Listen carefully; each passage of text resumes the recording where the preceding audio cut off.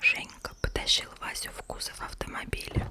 Мягкие сиденья, обитые прохладной, похожей на кожу тканью, едва заметно светились.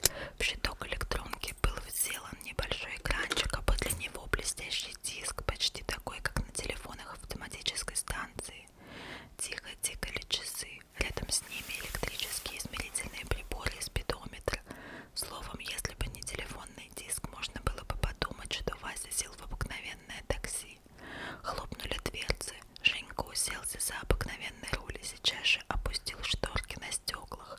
В кузове стало призрачно светло. «Это я ночью сделал», — пояснил Женька, чтобы были самые большие трудности.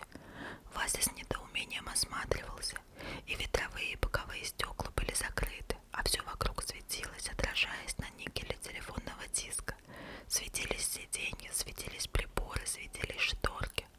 Голубовато-зеленые лучи сливались с синеватыми и розовыми, и все вокруг было залито чистым, мягким, будто предутренним светом. «Как это так получается?» — крутил головой Вася, разыскивая хоть одну лампочку, но ее не было. «Что получается?» — удивился Женька. «Да вот что светло, а лампочек нет». «Ну, это ж очень просто», — воскликнул Женька. «Стеклянное покрытие сидений пропитано светящейся краской. Как же ее люми, дедушка!» — крикнул Женя и открыл дверцу.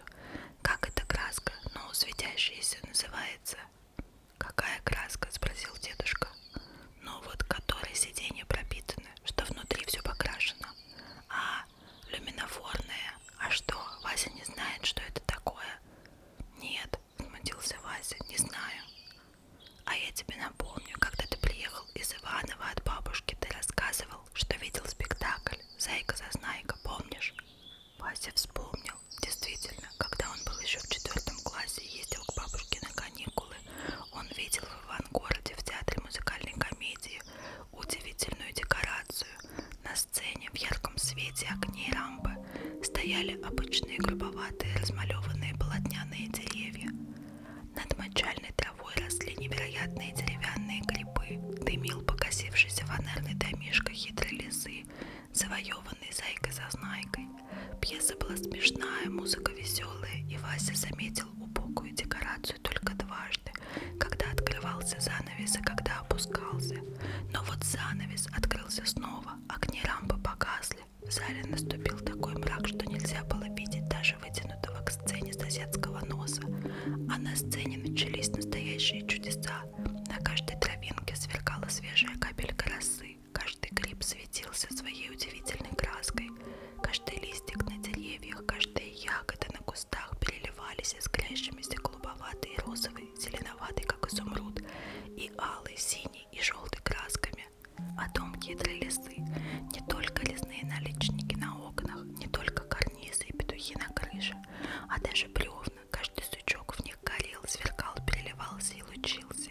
И этот непостижимый, мягкий, удивительно красивый свет заливал всю полянку, на которую, крадучись, вышли лиса и волк. Их глаза горели и шкуры переливались. Васе казалось, что на лесной поляне жили настоящие зайцы, живые лисы и волк. И то, что они говорили человеческим языком, Васю не удивляло.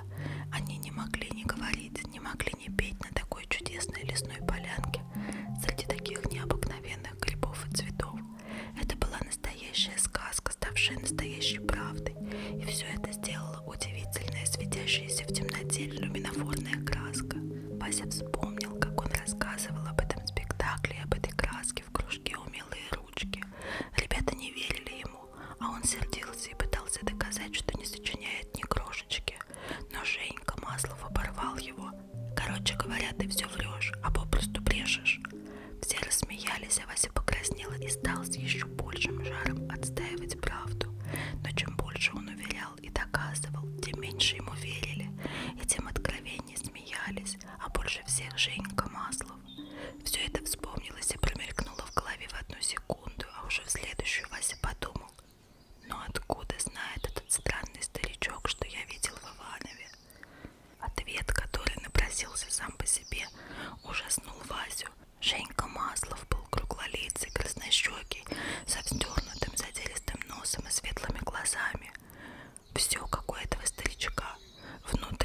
холодея от страха. Вася уже не рассматривал машину, уже не думал об удивительных светящихся красках.